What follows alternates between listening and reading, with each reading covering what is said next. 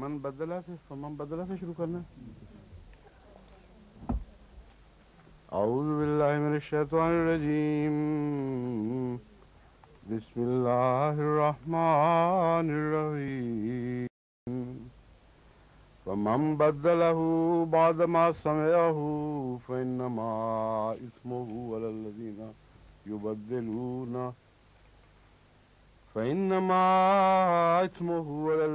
یبدلونہ ان اللہ سمیع علیم. فمن خاف من موص جنفا او اثما فاصلح بینہم فلا اثم علیہ ان اللہ غفور رحیم.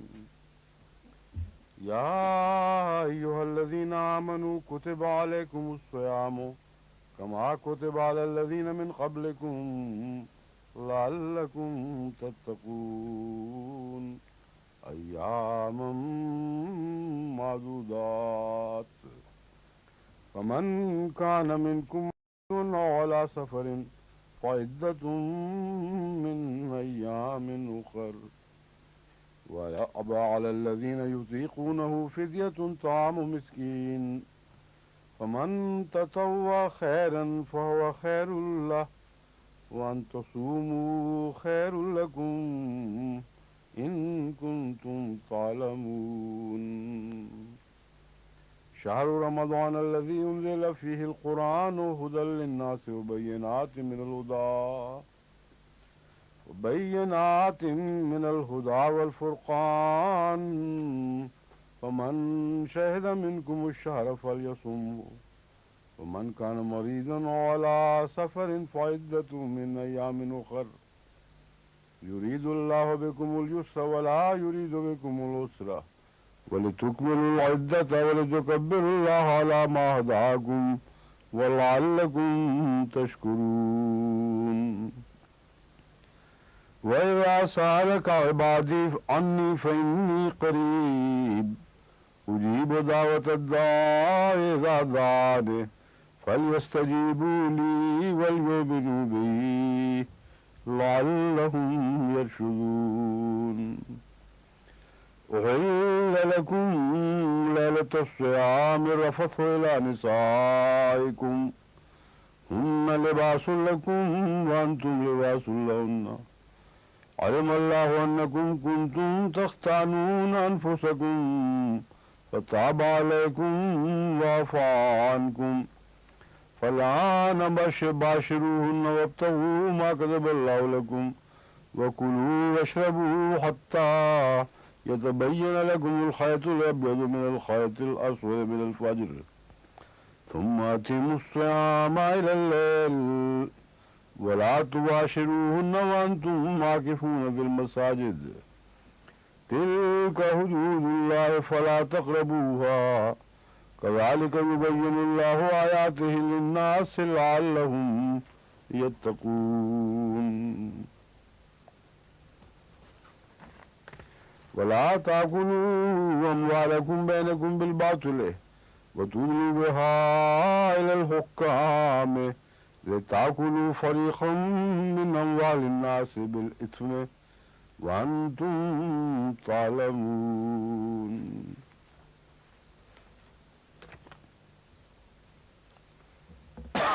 فمن بدلہ بعد ما سمعہ پس جو بھی اسے سننے کے بعد تبدیل کر دے فإنما اسمہ علی الذین یبدلونہ تو یقیناً جو لوگ تبدیل کرتے ہیں جو لوگ اسے تبدیل کرتے ہیں انہی پر اس کا گناہ ہے. اس میں انہی پر گناہ جو ہے اس سے مراد یہ ہے کہ اگر لا علم لوگ جن کو علم نہ ہو اور نہ انہوں نے سنا ہوا ہو ان کو یہ علماء بدیانتی سے ایک بات سننے کے بعد یعنی یہود علماء کی بات ہو رہی ہے اور جاننے کے بعد پھر اس میں تبدیلی پیدا کریں اور عوام الناس کو بتائیں تو جو گناہ ہے وہ انہی پر ہے جنہوں نے اسے تبدیل کیا اور غلط خبر پہنچائی. ان اللہ سمیع علیم یقیناً اللہ تعالیٰ بہت سننے والا اور بہت جاننے والا ہے. یہاں یہ خیال نہیں ہونا چاہیے کہ ہر گناہ اس میں داخل ہے. جو گناہ ہے وہ اپنی ذات میں ہر انسان کی فطرت میں محسوس ہو جاتا ہے کہ یہ گناہ ہے. اور اس کے متعلق قرآن کریم میں الگ تعلیم ہے. لوگ کہیں گے کہ ہمیں ان لوگوں نے گمراہ کیا تو اللہ تعالیٰ فرمائے گا تم کیوں گمراہ ہوئے. یہاں وہ مضمون نہیں ہے. یہاں غالباً عقائد سے تعلق رکھنے والی یا دوسری علمی باتیں ہیں جن میں بعض دفعہ علماء جان بوجھ کر لوگوں کو غلط پیغام دیتے ہیں خدا کی طرف منسوب کر کے. سنتے ہیں، جانتے ہیں، پھر بھی اسے تبدیل کر دیتے ہیں. ایسی صورت میں ان معاملات میں ان کا گناہ انہی پر ہے جنہوں نے اس کو تبدیل کیا. ان اللہ سمیع علیم، یقین اللہ تعالیٰ بہت سننے والا اور بہت جاننے والا ہے. فمن خاف من موس جنفا اور اثمن، یہاں ویسے وہ تعلیم کی بات نہیں ہو رہی تھی، یہاں اس وصیت کے تعلق میں بات ہو رہی ہے. اس لیے خصوصیت کے ساتھ اس میں دوسرے گناہ شامل نہیں ہیں. یہ میں وضاحت کر دوں اس بات کی. مضمون وصیت کا چل رہا ہے، لیکن ایک درمیان میں قرآن کریم بعض ایسے بیان دیتا ہے جو اپنی ذات میں اصولی بیانات ہیں. اس کانٹیکس سے اٹھا کر بھی ان کو رکھیں تو ہمیشہ کی ایک اصولی تعلیم ہے. اس پہلو سے میں اس کی وضاحت کر رہا تھا، ورنہ یہ مضمون وصیت کا چل رہا ہے. اور وصیت میں اگر کوئی سن کر اس میں تبدیلی پیدا کرتا ہے تو وہ اس کا گناہ گار ہے. اس تبدیل شدہ حکم پر عمل کرنے سے اگر کوئی نقص پیدا ہوتا ہے تو وہ لوگ جو اس پر عمل کرتے ہیں ان پر اس کا گناہ نہیں ہے. ایک تو یہ اس میں خاص طور پر اس پہلو سے یہ بات قابل ذکر ہے. دوسری یہ کہ اگر ایسی تبدیلی پیدا ہو جو قرآن کریم کی واضح ہدایت کے مخالف تبدیلی ہو تو اس صورت میں بھی گناہ گار یہی لوگ ہوں گے. ان کا گناہ اپنا ہے، لیکن جن لوگوں کے علم میں ہے ان کو اس کی اصلاح کر لینی چاہیے. یہ مضمون ہے جو اس کے بعد اب بیان ہوگا. چنانچہ اللہ تعالیٰ فرماتا ہے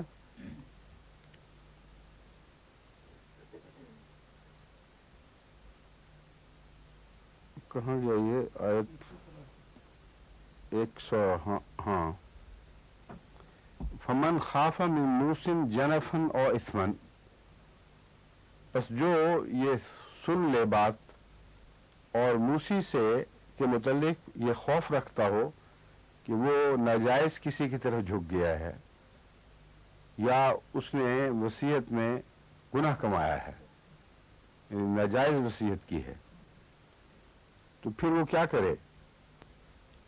تب بھی اسے تبدیلی کا حق نہیں دیا اللہ تعالیٰ نے. یہ خاص طور پر قابل توجہ بات ہے. یہ نہیں فرمایا کہ پھر اس کو حق ہے کہ اسے تبدیل کر لے، جو صحیح سمجھے اس کے مطابق کر دے. یہ خالص بددیانتی ہے. باوجود علم کے کہ وہ اس نے گناہ کمایا ہے، باوجود علم کے کہ اس نے غلط رجحان کا مظاہرہ کیا ہے، غلط جھکاؤ کا مظاہرہ کیا ہے، اس کے باوجود اسے تبدیلی کا حق نہیں ہے. اسے کیا حق ہے؟ فاصلح بینہم، اسے یہ حق ہے کہ جن کے حق میں وصیت ہوئی ہے ان میں اصلاح کی کوشش کرے، ان کو سمجھائے کہ وصیت تو یہی تھی جو میں نے تمہیں بتا دی ہے، لیکن ہے ناجائز، اس لیے تم اصلاح کر لو اس میں. تو جن کو کوئی چیز ملتی ہے ان کا اصلاح کا حق موجود ہے. وہ اپنی خوشی سے خدا کا کلام سن کر وصیت کا حق جو ان کو دیا گیا تھا بے شک نہ لیں، وہ اگر اسے ناجائز سمجھیں.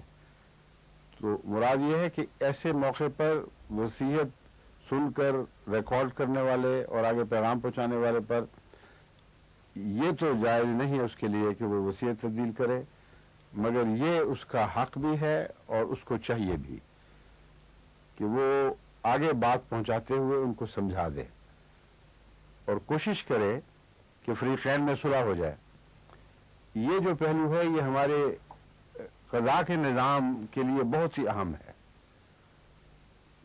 بعض لوگ درخواست دیتے ہیں کہ فلاں وصیت پر قرآن کریم کے مطابق عمل نہیں ہوا اور وصیت جو ہے وہ غلط ہو گئی، تو اس پر جھگڑے چلتے ہیں اور قضا بیچ میں فیصلے دیتی ہے.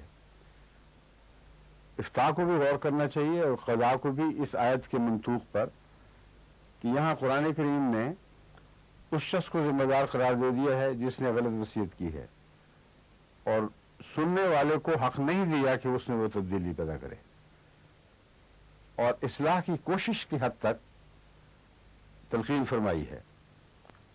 بس ایسا نظام غالباً، میں ابھی فتوے کے طور پر نہیں کہہ رہا لیکن میرا رجحان اسی طرف ہے کہ ایسا نظام ہونا چاہیے جو غلط وصیتوں میں جن کے حق میں وصیتیں ہیں ان میں اصلاح پیدا کرنے کی کوشش کریں، ان کو سمجھانے کی کوشش کریں. لیکن بعض ایسی صورتیں پیدا ہوتی ہیں کہ وصیت ہے ہی نہیں، وہ الگ مسئلہ ہے. اس صورت میں قضا کو کس حد تک دخل کا حق ہے اور ملکی قانون کے لحاظ سے کیا صورتیں بنے گی، یہ ایک الگ بحث ہے، اس کو میں یہاں اس وقت نہیں چھیڑنا چاہتا. میں یہ بات کہہ رہا ہوں کہ اگر کوئی روسی جان بوجھ کر وصیت کر دے جو بعضوں کے نزدیک گناہ کا رنگ رکھتی ہو، اسے تبدیل کرنا کا کسی کو حق نہیں. اللہ تعالیٰ نے اس حد تک انسان کو اپنی جائیداد کا مالک تسلیم کر لیا ہے، مگر اس کے گناہ کی جواب دہی خدا کرے گا. بندے کو حق نہیں دیا کہ اس کے گناہ کی اصلاح اس دنیا میں خود کرے. وضاحت ہوگی ہے نا اس بات کی خوب.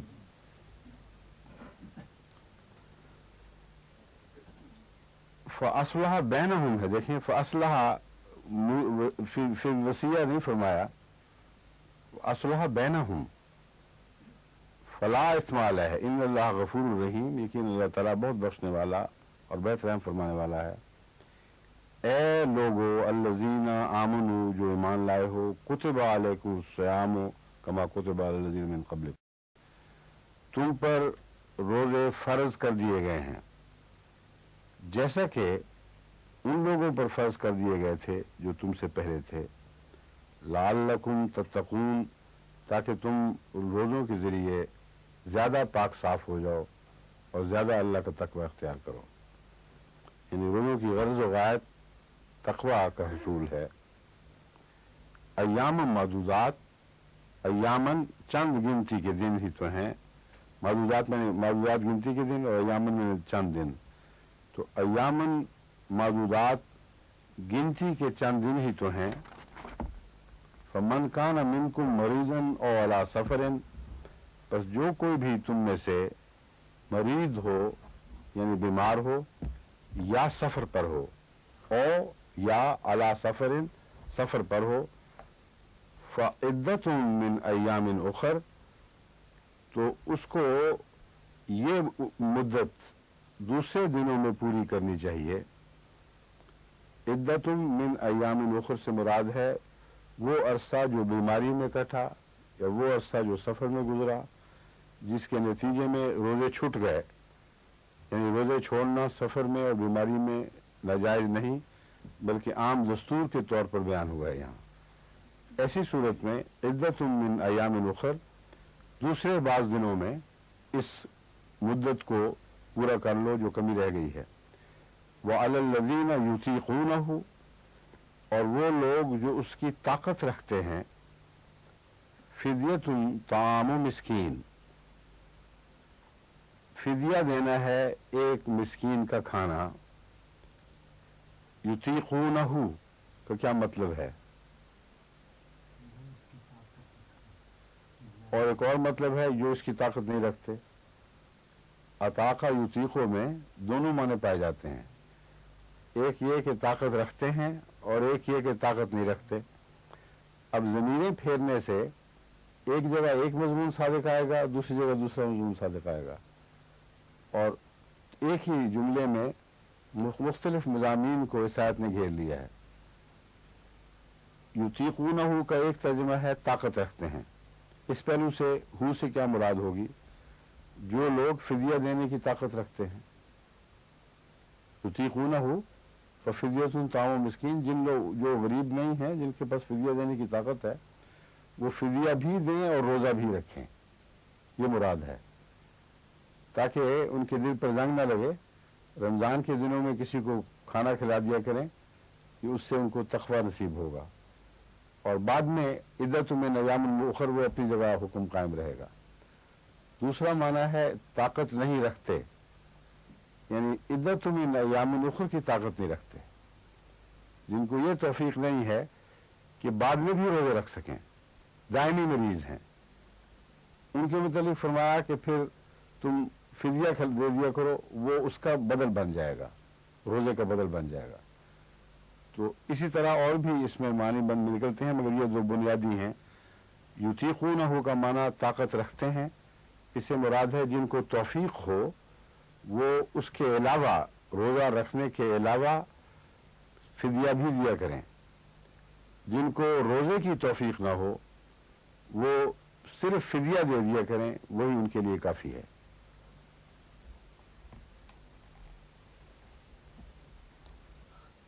فمن تطوع خیرا فہو خیر اللہ, اور جو کوئی شوق سے نیکی کرے تو اس کے لیے اچھی بات ہے. اگر کوئی شوقیہ طور پر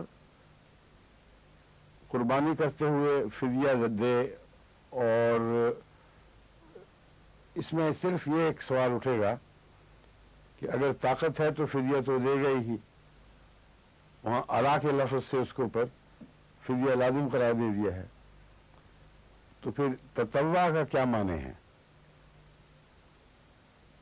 کیوں نہیں بتائیں آپ مومن صاحب؟ ہیں کس چیز کو؟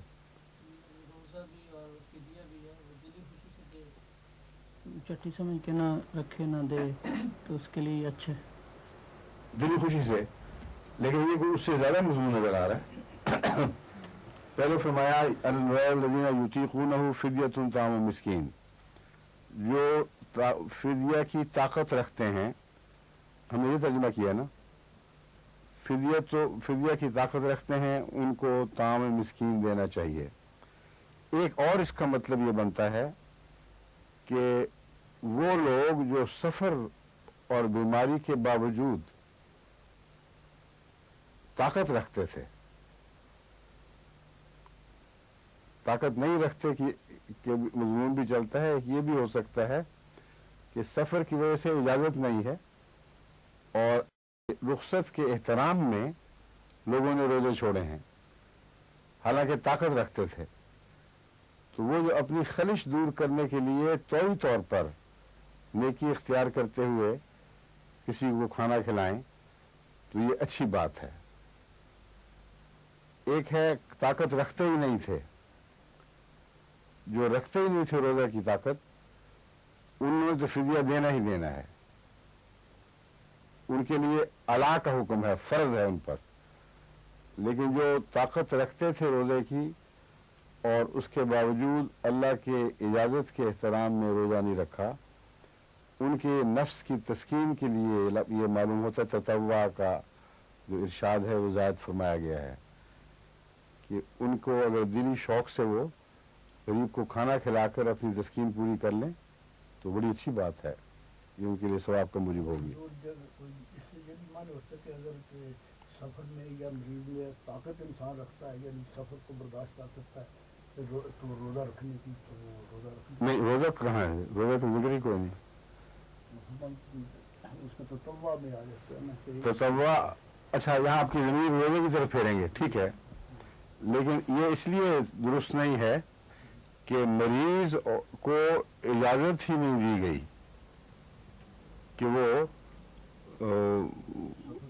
سفر میں روزہ رکھے, اور سفر میں اجازت ہی نہیں دی گئی, اور اجازت نہ دینے کے نتیجے میں جو اس اجازت سے اجازت دی گئی ہے, یہ کہنا چاہیے اجازت دی گئی ہے روزہ نہ رکھے. جو لوگ اجازت کے باوجود رکھتے ہیں اگر وہ مراد ہو یہاں تو پھر سارے لوگوں کے لیے ایک تحریک ہو جائے گی کہ روزہ رکھیں, اور جو لوگ نہیں رکھ سکتے تھے وہ ننگے ہو کر سوسائٹی میں کمزور کے طور پر ظاہر ہوں گے, اور ان کا احترام مسافر کا اور مریض کا احترام اٹھ جائے گا.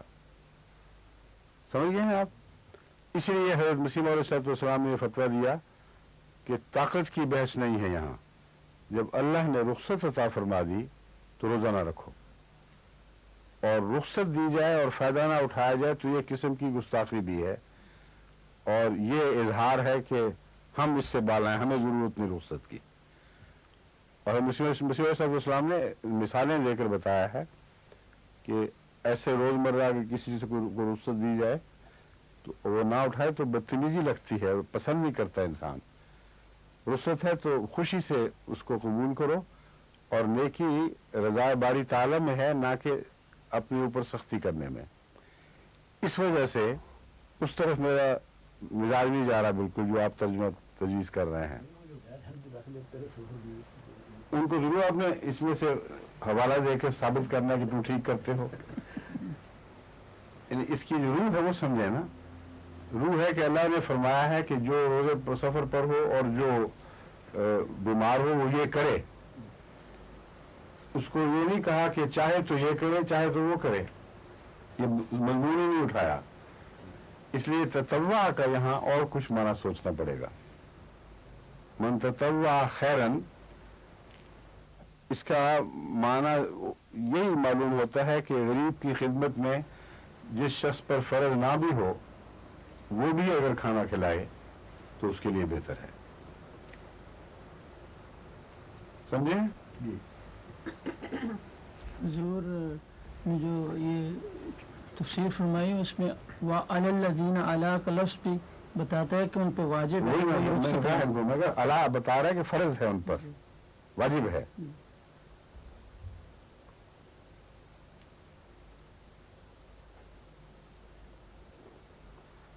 वो अलल्लज़ीना युतीक़ूनहु, देखे ना, युतीक़ूनहु की ज़मीर जब रोज़ों की तरफ जाएगी तो मुराद ये होगी जिनको रोज़ा रखने की ताकत थी,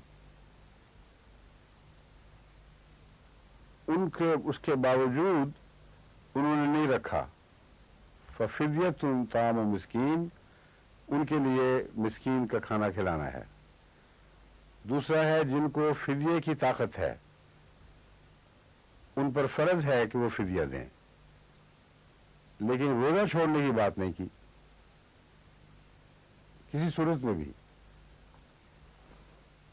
वो अलल्लज़ीना युतीक़ूनहु, जो ताकत नहीं रखते उसकी, अगर सफर में और मरीज में ताकत नहीं रखते तब भी वो रोजा नहीं रख सकते।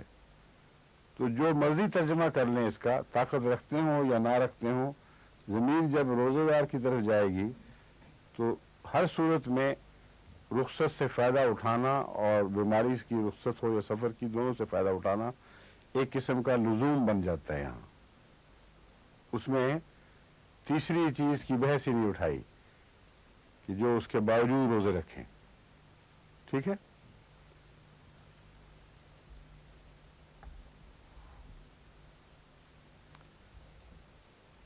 क्योंकि फमन ततव्वा खैरन फहुव खैरुल लहू, तो उसके लिए बेहतर है। ये जो है ना तर्जुमा रोजे की तरफ फेरना, ये इस आयत के मिजाज से मुखालिफ लगता है। एक तरफ इतनी अहम फर्जी बहस के बाद फिर छुट्टी देकर वो सारा मजमून ख़त्म कर दिया। इसलिए ये तर्जुमा कुरान की तरफ मंसूब करने को दिल इजाज़त नहीं देता।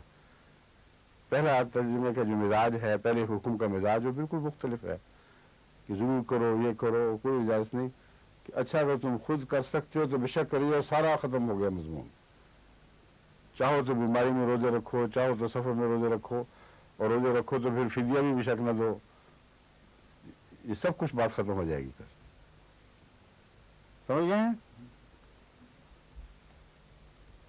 हमारे लिए तो अब इसके सिवा चारा ही कोई नहीं अब, क्योंकि जिसको खुदा ने इमाम महदी बनाया उसको जो हदायत आसमान से दी गई है वही सही हदायत है। इसलिए हज़रत मसीह अलैहिस्सलाम जो खुद रोज़े के इतने शौकीन थे कि एक दफ़ा 6 महीने रोज़े रखे, और दिल नहीं चाहता था रोज़ा छोड़ने को, चाहे बाज़ दफ़ा कहते थे कि अगर जान भी निकल रही हो तभी भी दिल नहीं चाहता था रोज़ा छोड़ने को। उनका फतवा ये हो तो उसके लिए किसी के लिए कोई उज़र नहीं کہ اس میں نفسانی کمزوری کی ملاوٹ نعوذ باللہ من ذالک شامل ہو گئی. بس ہم جو امام مہدی مانتے ہیں یہ الگ بحث ہے.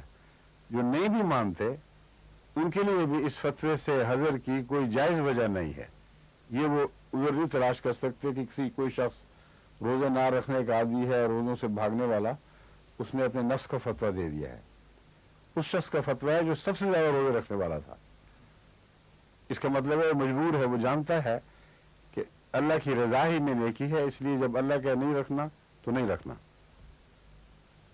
ایک دفعہ مسیح عیسیٰ علیہ السلام نے سورج ڈوبنے کو تیار کھڑا تھا، مسافر نے اس کے سامنے دودھ پیش فرمایا یا کوئی چیز دی، اس نے کہا میں تو مسافر ہوں. یہ نہیں فرمایا کہ اچھا بھی تھوڑی دیر میں روزہ ختم ہونے والا ہے. اب نے کہا نہیں، مسافر کے لیے کوئی روزہ نہیں، اس کو پلا دیا. اس کا سارا دن کا رکھا ہوا روزہ جو ہے وہ بظاہر ضائع گیا، لیکن اس نے تو ضائع جانا ہی تھا کیونکہ رضا کے بغیر رکھا تھا. روزہ توڑنے سے وہ کام آ گیا اور رضا باری تعالیٰ حاصل ہو گئی. تو یہ وہ اصل روح ہے روزوں میں. اور شروع میں فرمایا گیا تھا لعلکم تتقون. روزے اس لیے تمہیں نہیں رکھوائے جا رہے کہ تم مشقتوں میں مبتلا ہو جاؤ، تمہارے نفس کے لیے یہ تکلیف دوبر ہو. فرمایا کہ اس لیے رکھوائے جا رہے ہیں تاکہ تم تقویٰ کے طریق سیکھو. اور تقویٰ کا یہی طریق ہے کہ اللہ کی رضا کے تابع رہنے کی کوشش کرو. شہر رمضان الذی کون سا پہلے رہ گیا؟ ہاں، وان تصوموا خیر لکم ان کنتم تعلمون. اور اگر تم روزے رکھو تو یہ تمہارے لیے بہتر ہے اگر تم جانتے. یہاں روزے رکھو سے مراد اب یہ درمیان کی آیت کا تعلق اس سے ختم ہے، اب شہر رمضان کی طرف واپس مضمون جا رہا ہے. رمضان میں اگر تم روزے رکھو تو تم اگر جانو کہ کتنا ثواب ہے تو یہ تمہارے لیے بہت بہتر ہے. یعنی ان روزوں سے گریز نہیں کرنا. اور بالعموم روزوں کے لیے بھی یہی حکم ہے کہ اگر روزہ رکھ سکتا ہو نیکی کی خاطر تو اس کو روزہ رکھنا اس کے لیے بہت اچھا ثواب کا موجب ہے. لیکن اکثر لوگ روزے کی برکات سے واقف نہیں ہیں. شہر رمضان الذی انزل فیہ القرآن، رمضان کا مہینہ، الذی جس میں قرآن اتارا گیا، فیہ القرآن، فیہ میں نے اس میں، القرآن قرآن. تو رمضان کا مہینہ شہر کہتے ہیں مہینے کو، وہ جس میں قرآن اتارا گیا، ہدی للناس لوگوں کے لیے ہدایت ہے، وبینات من الہدی. یہ کس میں ہدایت ہے؟ قرآن کی بات ہو رہی ہے. قرآن مجسم ہدایت کے طور پر اتارا گیا ہے. وبینات من الہدی، اور ہدایت میں بھی پھر آگے چوٹی در چوٹی زیادہ روشن ہدایتیں اس سے پھوٹ رہی ہیں. یعنی ایک نور کا منظر ہو، اس نور کے منظر میں سے پھر اور نور کی شعائیں پھوٹ رہی ہوں، وہ نقشہ کھینچا گیا ہے. لوگوں کے لیے مجسم ہدایت ہے. وہ بینات من الہدی، ہدایت میں سے بھی بہت کھلی کھلی روشن ہدایتیں اس کے اندر داخل ہیں. والفرقان، اور کھوٹے کھرے میں تمیز کرنے والا ہے. یہ اتارا گیا ہے رمضان میں. اس کا دوسرا ترجمہ یہ ہے رمضان کے بارے میں قرآن کریم اتارا گیا ہے. کیونکہ فیہ القرآن پہ بعض علماء کہتے ہیں کہ قرآن تو مختلف وقتوں میں تھوڑا تھوڑا نازل ہوا اور سارا رمضان میں تو نہیں اترا، اس لیے یہ کیوں کہا گیا کہ رمضان میں اتارا گیا ہے. اس پر بعض نے یہ توجیہ پیش کی ہے کہ قرآن کریم کے نزول کا آغاز رمضان میں ہوا تھا. اس کے متعلق کوئی قطعی گواہی ہے ہمارے پاس کہ اقرا والا واقعہ جو ہے وہ رمضان میں ہوا تھا؟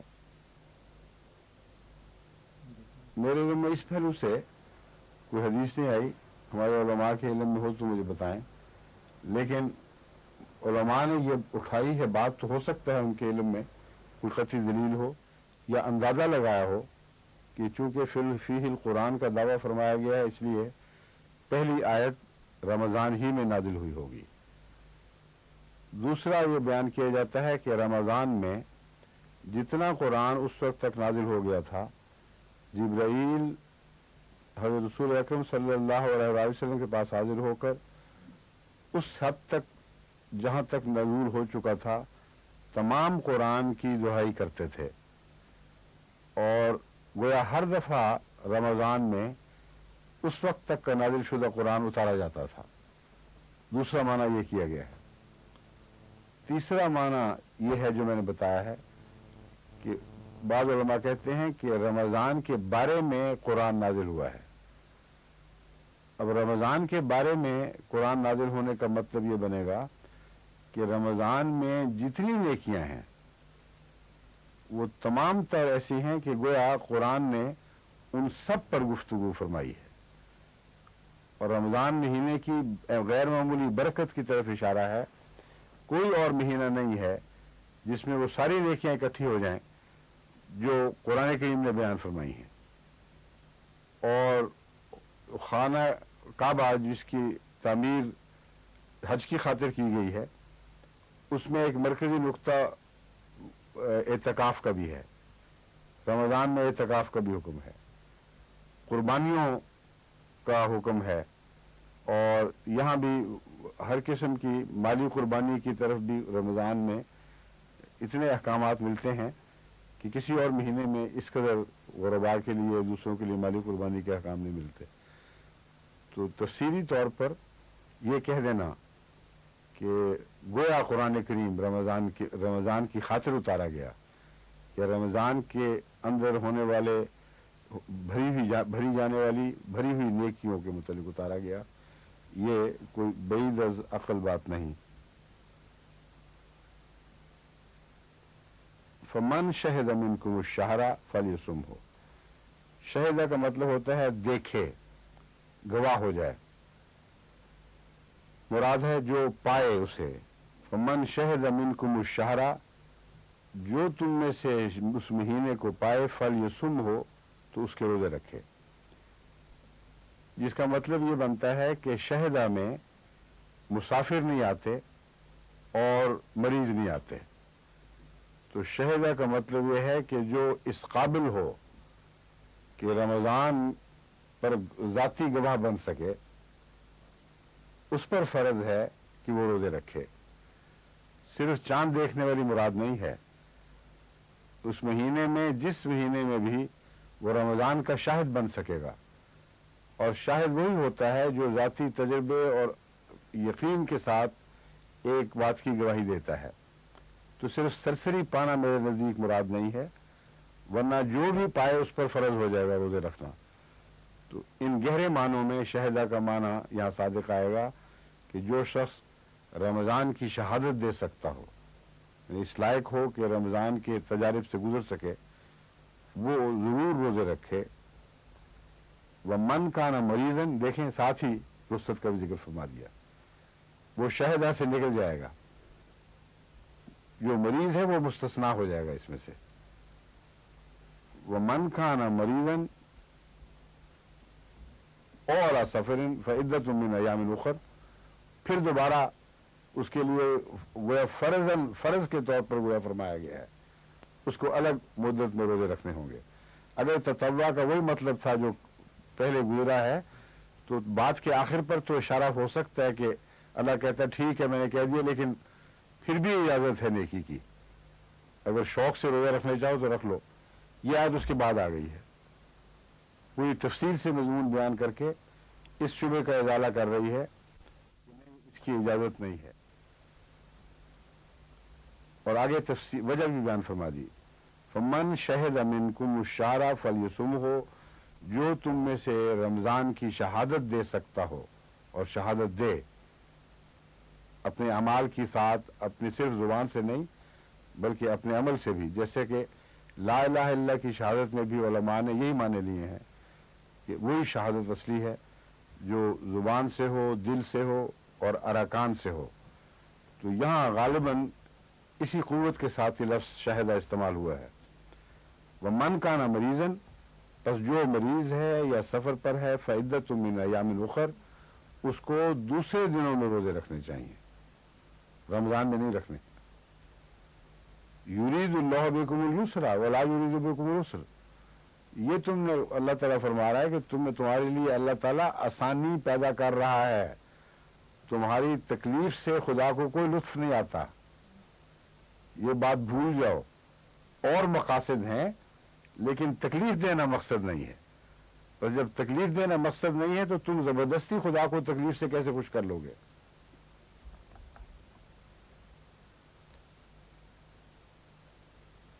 وَلِتُكْمِلُوا الْعِدَّةَ، اور چاہیے کہ تم عدت کو پورا ضرور کرو. یہ اتنا فرض ہے بہرحال کہ 30 روزے ہوئے ہیں تو 30 روزے پورے کرنے ہوں گے. وَلِتُكَبِّرُوا اللَّهَ عَلَى مَا هَدَاكُمْ وَلَعَلَّكُمْ تَشْكُرُونَ، اور خوب اللہ تعالیٰ کی بڑائی کرو اس بات پر، اس کا ذکر بلند کرو کہ جو اس نے تمہیں ہدایت عطا فرمائی. وَلَعَلَّكُمْ تَشْكُرُونَ، اور تاکہ تم خدا کے شکر گزار بندے بن سکو. اب فرمائیے کیا سوال اٹھ رہا ہے؟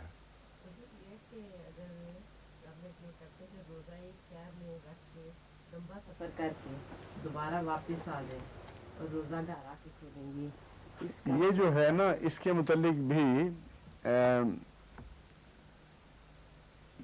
مجھے ذاتی طور پر تردد ہے. مسئلے کے طور پر یہ اس میں ایک عذر موجود ہے، اس بات میں حقیقتاً اسے درست تسلیم کیا جا سکتا ہے. مسئلے کے طور پر اس کی وجہ ہے کہ حضرت مسلم موعود نے یہ استنباط فرمایا ہے کہ سفر میں ہو تو روزہ نہیں رکھنا، لیکن روزے میں سفر سے منع نہیں فرمایا. اس لیے وہ سفر جو ایک روزے کی مدت کے اندر اندر شروع ہو کر ختم ہو جائے وہ ناجائز نہیں ہے، لیکن وہ قیام کا روزہ اسی وقت شمار ہوگا جب اس سے پہلے اپنے گھر واپس آ چکا ہو. اگر باہر ہے تو سفر کا روزہ شمار ہوگا. یہ ایک استنباط ہے اور احمدی اس سے استفادہ بھی کرتے ہیں. میں نے بھی اس طرح استفادہ کیا ہوا ہے احتراماً، لیکن میرے دل میں تردد یہ ہے کہ جب وہ سفر پر چلتا ہے تو اس وقت سفر کی حالت میں روزہ اس کا آتا ہے. بہرحال یہ کہنا کہ میں روزے میں سفر پر ہوں اور یہ تفریق کرنا کہ میں سفر میں روزے پر نہیں ہوں، یہ بہت مشکل کام ہے جس دوران وہ سفر میں ہے، اور پھر واپس آنا بھی یقینی نہیں ہے. میں ایک دفعہ اسی طرح سفر کے لیے صبح روزہ رکھ کے گیا، لاہور جانا تھا، پھر لاہور سے سفر اس دن روزہ کے بعد سفر کیا ختم کرنے کے بعد، پھر پنڈی جانا تھا، آگے سفر کرنا تھا، واپس آنا تھا، اس لیے لاہور گیا تھا کہ وہاں سے ایک دن میں سفر کے اندر روزہ بھی مکمل کر لوں. لیکن مارا مار دوڑ لگائی، لیکن واپسی پہ روزہ رستے میں ہی ٹوٹ گیا. تو وہ تکلیف کس کھاتے میں گئی؟ اس لیے یہ احتمالات ہیں، اور بنیادی روح جو ہے وہ یہی ہے کہ اللہ تعالیٰ تمہیں مشقت میں نہیں ڈالنا چاہتا. اس لیے میں یہ نہیں کہتا کہ اگر یوں کہ قانونی نقطہ نکالا ہے مسلم موعود نے، اس نقطے سے کوئی فائدہ اٹھا لے تو حرام کرے گا، یہ نہیں میں کہہ سکتا. لیکن ذاتی طور پر مجھے ہمیشہ اس پہ تردد رہا ہے، ابھی بھی ہے، کہ اگر اس طرح اٹھائیں تو ایک رستہ بن جائے گا اس روح کو ڈیفیٹ کرنے کا جس روح کو حضرت مسیح موعود علیہ الصلوۃ والسلام نے کھول کر بیان فرمایا، یہاں تک کہ اس کا روزہ توڑوا دیا. حضرت مسلم موعود کا موقف یہ تھا کہ چونکہ اس کا سفر لمبا تھا اور واپس پہنچ نہیں سکتا تھا، اس لیے وہ ٹھیک ہے، یہ درست ہے. لیکن اس کے باوجود جب آپ اس کی روح میں ڈوب کے دیکھیں کہ کس طرح مسیح علیہ الصلوۃ والسلام روزہ توڑوا رہے ہیں، تو اس وقت میں سمجھتا ہوں کہ اگر کوئی شخص ایسے سفر میں بھی روزہ نہ رکھے تو اس کے لیے بہتر ہے. اگر رکھ لے تو چونکہ مسلم اور کا ایک مدلل فتویٰ ہے، میں اس کے خلاف کچھ نہیں کہہ سکتا، مگر اگر ایسے سفر میں نہ رکھے تو میرے نزدیک اس کے لیے بہتر ہے۔ یہ شاید فتویٰ ان لوگوں کے لیے دیا گیا ہو جو حد سے زیادہ تشدد کرتے تھے اور کہتے تھے کوئی رستہ نکلے ہم روزہ رکھ لیں، اور بعض دفعہ ایک انسان اپنے نفس کو پوری طرح پڑھ نہیں سکتا، حقیقت میں وہ روزہ خراب کر رہا ہوتا ہے اپنا، اس خاطر کہ بعد میں نہ رکھنا پڑے، اور وہ نیکی نہیں ہوتی بلکہ اجتناب کا ذریعہ ہوتا ہے۔ اگر ایک انسان اپنے ضمیر کو پڑھ لیتا ہو صاف، تو اس کو صاف پتہ چل جائے گا کہ کہاں اس کی نیت نیکی کرنے کی نہیں بلکہ نیکی سے بھاگنے کی ہے۔ رمضان کے مہینے میں آسان ہے روزہ رکھنا، ساری دنیا اٹھ رہی ہے، سب کے ساتھ روزے رکھ رہے ہیں، بعد میں اکیلے اکیلے رکھنا پڑتا ہے پھر سمجھ آتی ہے، تو وہ وہاں بھی نیکی کا ہی امتحان ہوتا ہے دراصل۔ اگر اس نیت سے کوئی کر رہا ہے تو پھر اسی حد تک اس کے اندر ایک کمزوری، اس کی نیکی میں کمزوری واقع ہو جائے گی، اور اس نیت کا بیچ میں دخل دینا اجنبی بات نہیں ہے۔ کئی دفعہ روزہ رکھنے میں جب شدت پیدا ہوئی اور میں نے اپنا خود تجزیہ کیا تو پتہ چلا کہ اصل دل یہ چاہ رہا ہے کہ رمضان کے مہینے میں سب پورے ہو جائے، تو اس وقت پھر میں کھٹکا کے بات، یعنی میرے دل میں یہ دھڑکا پیدا ہوا کہ یہ کوئی پھر نیکی نہیں ہے، یہ تو فضول بات ہوئی۔ کیا ہوا؟ پر جانا ہو، وہ اس کا لیے الگ مسئلہ ہے، جن کی زندگی کی روٹین اس کے لیے الگ مسئلہ ہے، اس کے لیے حضرت مسیح علیہ السلام نے فتویٰ دیا ہے کہ جن کا پیشہ ہے سفر وہ مستثنا ہیں، کیونکہ ان کے پھر ایام اخر آتے ہی نہیں، ان کے ایام اخر نہیں آئیں گے، اور وہ اس پہ زور ہے کہ عدت کو ضرور پورا کرنا ہے، تو وہ کیا کریں گے بیچارے پھر؟ تو جن کا پیشہ سفر ہے ان وہ مستثنا ہے اس سے۔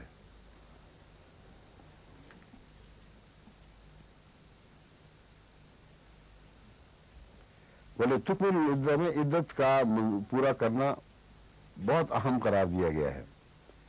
بولے تکبر اللہ علی ما ہداکم ولعلکم تشکرون واذا سألک عبادی انی فانی قریب، اور اگر تجھ سے میرے بندے پوچھیں انی میرے بارے میں، فانی قریب، یہ نہیں فرمایا کہ تو کہہ دے کہ میں قریب ہوں، خود جواب دے رہا ہے۔ وہ خدا نے جہاں بھی وہ شخص ہے جس نے سوال کیا اس کی بات سن لی اور اسے بتا رہا ہے کہ میں تو قریب ہوں۔ اجیب دعوت الداعی اذا دعانی، جب مجھے بلانے، دعوت کرنے والا ہے، میرے سے دعا مانگنے والا مجھے بلاتا ہے، فلیستجیبوا لی، میں اجیب دعوت الداعی، میں اس داعی کی دعوت کا جواب دیتا ہوں۔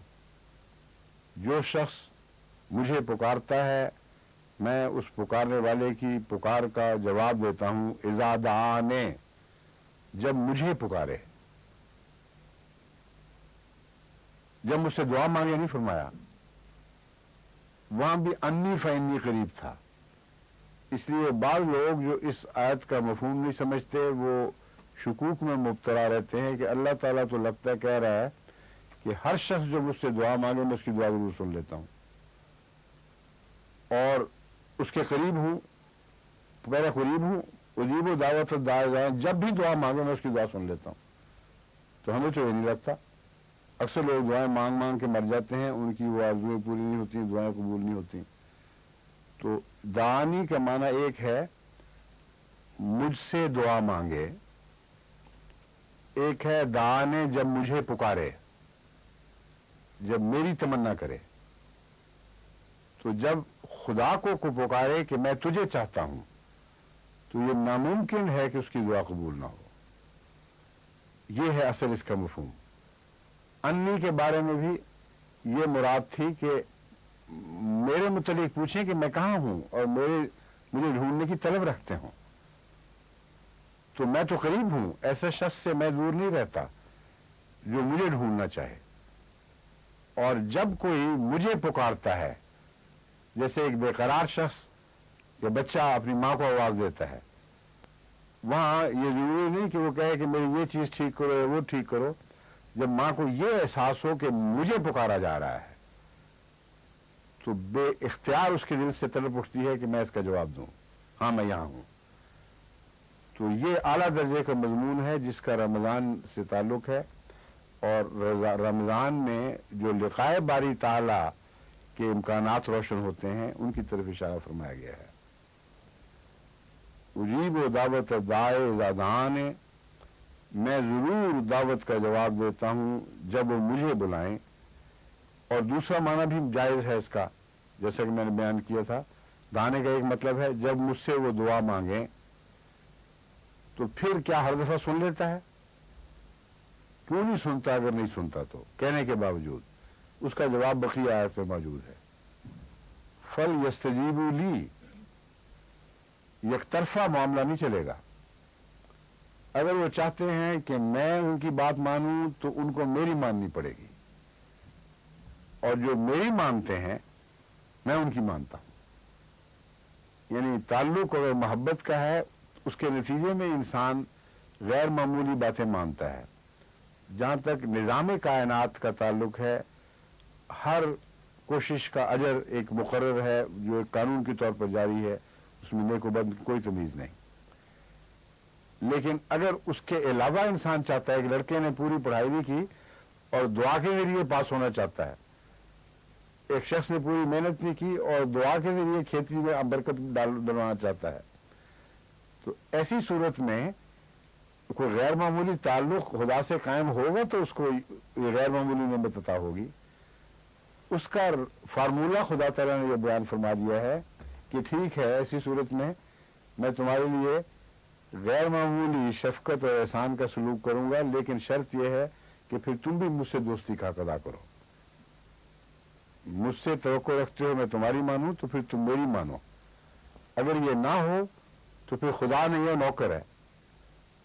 نوکر کو جب چاہو بلا لو آواز دے کے، اس کی مجال نہیں کہ نہ آئے، مجال نہیں کہ انکار کرے، اور اگر وہ کہے تو پھر شکوہ کرتے ہیں. اور دعا کی مقبولیت کا شکوہ کرنے والے سارے وہی لوگ ہیں جو آپ جو مرضی کرتے پھریں کہ ہم نے تو رو رو کے اپنی پیشانی رگڑ دی، چوکٹیں بھیگ گئیں، لیکن خدا نے پھر بھی ہماری بات نہیں مانی. اس بات میں تو اخلاص سے روتے ہو، اس میں کوئی شک نہیں، مگر باقی زندگی میں تم خدا سے وہی تعلق رکھتے ہو. اگر نہیں تو پھر یہ آیت تمہارے مقابل پر کھڑی ہو جائے گی کہ فل یستجیبوا لی، تم نے یہ شرط پوری نہیں کی کہ میری باتوں کا جواب ہاں میں نہیں دیا اور تعمیل کی صورت میں نہیں دیا، تو پھر میں بھی آزاد ہوں کہ تمہاری بات نہ مانوں. وَلْيُؤْمِنُوا بِي لَعَلَّهُمْ يَرْشُدُونَ، اس کا مطلب یہ ہے وَلْيُؤْمِنُوا، مجھ پر ایمان لے آئیں. اب سوال یہ ہے کہ ایمان بعد میں کہاں سے لانا ہے؟ اگر دعائیں پہلے ہو رہی ہیں، تعلق بڑھائے جا رہے ہیں، استجابت کا مضمون ہے، تو بعد میں کیا ایمان لائیں؟ اصل حقیقت یہ ہے کہ اگر ایمان سچا ہو تو یہ چیزیں خود بخود ضرور ظاہر ہوتی ہیں. اگر ان میں رکھنا دیکھتے ہو تو یہ یاد رکھنا تمہارے ایمان میں خرابی ہے. ایمان لاؤ، پھر یہ سب رکھنے دور ہو جائیں گے. جب بھی دعائیں قبول نہ ہو رہی ہوں، انسان دوگلا تعلق اللہ سے رکھ رہا ہے، تو کوئی بنیادی نقص ہے. اور ایمان سچا ہو تو یہ باتیں ہو ہی نہیں سکتی، یہ نقائص ہی نہیں ہو سکتے. تو فوراً تجزیہ کر دیا بیماری کا اور یہ فرما دیا کہ فکر کرو اب اپنے ایمان کی. شکوے ہم سے کرتے ہو دعا کی نامقبولیت کے، اور اندر تمہارے کھوٹ ہے. فَلْيُؤْمِنُوا بِي، میری ہدایت یہ ہے کہ اپنے ایمان کی فکر کریں اور مجھ پر تازہ ایمان لائیں. لَعَلَّهُمْ يَرْشُدُونَ، تاکہ وہ ہدایت پائیں. صاف پتہ چلا کہ ان سب دعاؤں کے باوجود، ان سب توجہات کے باوجود، روزوں کے باوجود ابھی وہ ہدایت نہیں پا سکے تھے. بس اصل مقصد صرف دعائیں قبول کروانا نہیں، اصل مقصد خدا پر سچا ایمان لانا اور اس سے ہدایت پانا ہے. وَحِلَّ لَكُمْ لَيْلَةُ الصِّيَامِ صِيَامُ الرَّفَثُ إِلَىٰ نِسَائِكُمْ، تمہارے لیے جائز قرار دے دیا گیا ہے رمضان کی راتوں کو اپنی بیویوں سے تعلقات قائم کرنا. हुन्ना लिबासुल लकुम, वो तुम्हारा लिबास हैं, व अंतुम लिबासुल लहुन्ना, और तुम उनका लिबास हो। यानी ऐसी चीज जिससे रोजमर्रा का वास्ता है, अलग हो ही नहीं सकते, एक ये मतलब है। और दूसरा ये मतलब है कि इन और बहुत से मतलब हैं, लिबास से कोई किसी का नक्श छुपा हुआ नहीं होता, लेकिन लिबास उन नकाइस को दूसरों को नहीं बयान करता फिरता, उन पर पर्दे रखता है। तो फरमाया तुम्हारे अंदरूनी मामलात जो हैं, जिसमें ताल्लुकात हर किस्म की शामिल हैं, उनमें तुम्हें एक दूसरे की पर्दादरी नहीं करनी चाहिए, पर्दादारी करनी चाहिए, और अमानत के साथ इस बात का हक अदा किया करो।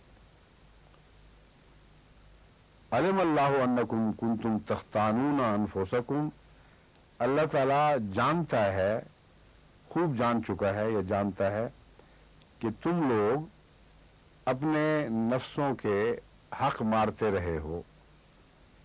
खयानत करने का माना होता है हक मारना। तो मुराद यह है कि अल्लाह की तरफ से इजाजत थी, तुमने खाम खा अपने ऊपर एक सख्ती बना रखी थी कि शायद ये भी नेकी है। तो फरमाया दरअसल तुमने उस सूरत में अपने नफूस के हकूक मारे हैं। फताबा अलैकुम, बस इस हालत को देखकर तुम पर रहमत के साथ उसने रुजू फरमाया। खुदा की तौबा का मतलब है रहमत के साथ रुजू होना। वाफा अनकुम, और तुमसे दरगुजर फरमाया है, और ये तालीम दे दी है कि इन ताल्लुकात में रमजान के दिनों में भी कोई गुनाह नहीं है। फल आना बाशरू हुन्ना, बस अब उनके साथ तुम अज़वाजी ताल्लुकात कायम कर सकते हो। वब्तगू मा कतबल्लाहु लकुम, और जो खुदा ताला ने तुम्हारे लिए मुकद्दर फरमा रखा है उसे शौक से हासिल करो। वकुलू वशरबू, इब्तिगा कहते हैं चाहना किसी चीज को, तो उसकी तमन्ना करना, उसे हासिल करना शौक से, ये कोई गुनाह नहीं है।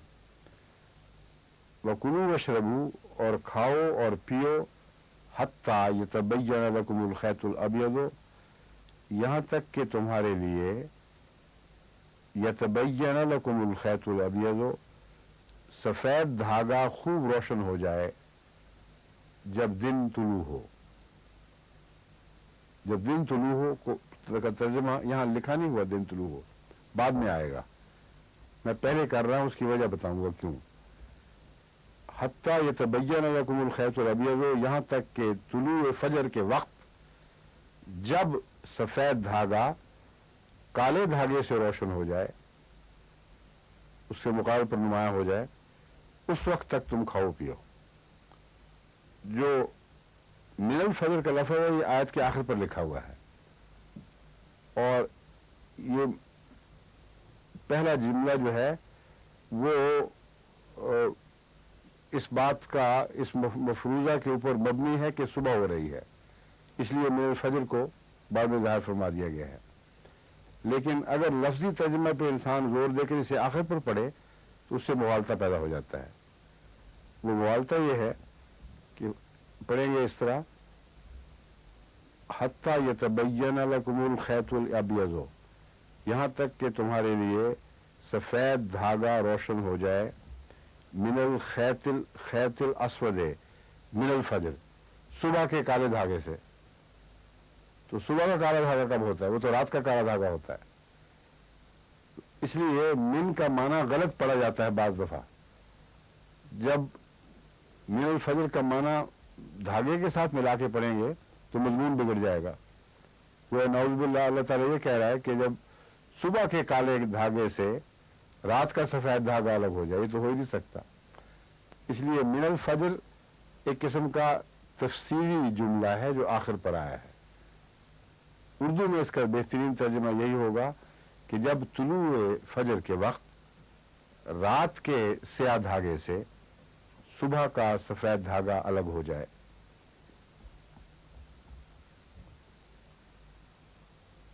फिर क्या होगा? थुम्मा अतीमुस्सियाम इलल लैल, फिर अपने रोजे को रात तक, रात पढ़ने तक पूरा करो। रात पढ़ने में अक्सर मुसलमान उलमा इसी पर मुत्तफिक हैं कि मुराद है सूरज का डूबना, जब सूरज डूब चुका हो तो रात पड़ गई। बाज मुतशद्दिद हैं इस बात में, और गालिबन शिया ज़्यादा इस बात पर जोर देते हैं कि जब तक सुर्खी है रात नहीं पड़ी, इसलिए वो रोज़ा बहुत देर में खोलते हैं, यहाँ तक कि जो वो मगरिब का वक्त समझते हैं सुर्खी का, वो ख़त्म हो फिर जाके वो खोलते हैं। चुनांचे बाज़ दफ़ा मुझे याद है शिया इलाकों में वहाँ कई दफ़ा लेट अज़ान भी लेट दिया करते थे, यानी सूरज डूब चुका है और अज़ान 5-7 बल्कि 10 मिनट के बाद दी जा रही है। वजह यह थी कि वो शियों के लिए अज़ान एक वक्त का ऐलान था, तो ये बताने के लिए कि अभी सूरज बेशक डूबा हो, रात नहीं पड़ी, रोज़ा अभी नहीं खोलना, इसलिए वो लेट अज़ान दिया करते थे। मगर आमतुल नास जो ज़्यादातर सुन्नी फ़िरके के अक्सर लोग गालबन वो सिर्फ सूरज डूबने को ही रात समझते हैं, और अरबों ने उस ज़माने में हमेशा यही समझा था, इसलिए वो जो खींचा तानी है ये कुछ ज़रूर से ज़्यादा तवाहमात करने में मुब्तला होने वाली बात है। सुम्मा अतीमुस्सियाम अलैल, फिर रोज़े को रात तक पूरा करो। अतीमु मैंने पूरा करना। वला तुबाशिरुहुन्ना व अंतुम आकिफून, और एक बात याद रखना कि जिन दिनों में तुम इत्तिकाफ बैठे हो उन दिनों में वो हुक्म नहीं है कि रोज़ा ख़त्म होने के बाद तुम अपनी अज़वाज से ताल्लुकात रख सकते हो। उसकी वजह है कि रोज़े की मुद्दत है सुबह से रात तक, और इत्तिकाफ की मुद्दत है 10 दिन मुसलसल 24 घंटे, तो उस मुद्दत में तुम्हें कोई रुख्सत नहीं है।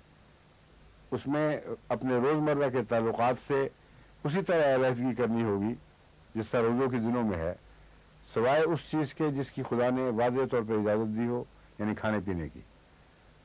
वो इत्तिकाफ की रात को भी इजाज़त है, लेकिन इन ताल्लुकात के मुताबिक वज़ाहत फरमा दी, ये इत्तिकाफ के दौरान जारी नहीं रहने चाहिए।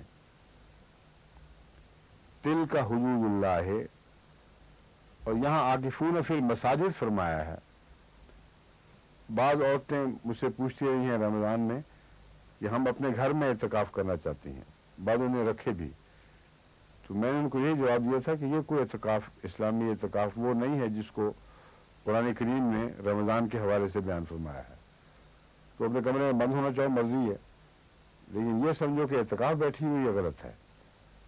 इत्तिकाफ के साथ फिल मसाजिद की शर्त है, और खाना काबा के साथ चूँकि इत्तिकाफ का एक ख़ास ताल्लुक है, इसलिए इन मसाजिद में वही सुन्नत दोहराई जाती है। घर बैठे इत्तिकाफ नहीं हो सकता। घर बैठे अपने आप को रोकना किसी मकसद की खातिर हराम नहीं है, मगर उसे ये शरई इत्तिकाफ नहीं कहा जा सकता। तिल का हुदूदुल्लाह है फला तक़रबूहा, ये अल्लाह ताला की कायम करदा हुदूद हैं, उनके करीब भी ना जाओ। हुदूद के जो करीब जाए और हुदूद से बेतकल्लुफ हो जाए कि एक कदम वहां जाना जो है वो मैं रोक लूंगा, ज्यादा से ज्यादा जहां तक इजाजत है मैं उस किनारे तक पहुंचूं, इस रुझान को मना फरमाया है ये कहकर कि अल्लाह ने जो हुदूद कायम की हैं उनके आखिरी किनारे तक ना ही पहुंचा करो, क्योंकि जहां जब आखिरी किनारों पे पहुंचोगे तो पहली तरफ कदम रखना एक आम बात बन जाती है। रोजमर्रा की जिंदगी में दिखाई देता है कि फिर इंसान का कदम कभी दूसरी तरफ भी जा पड़ता है।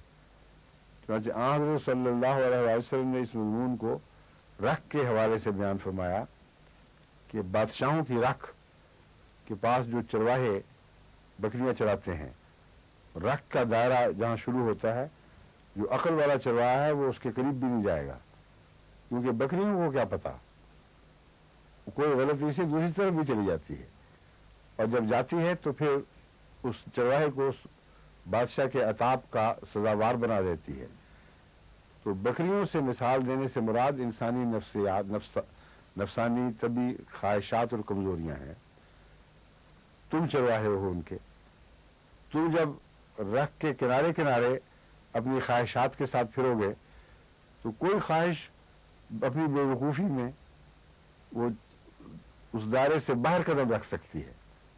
اس لیے اس طرف نہ جانا.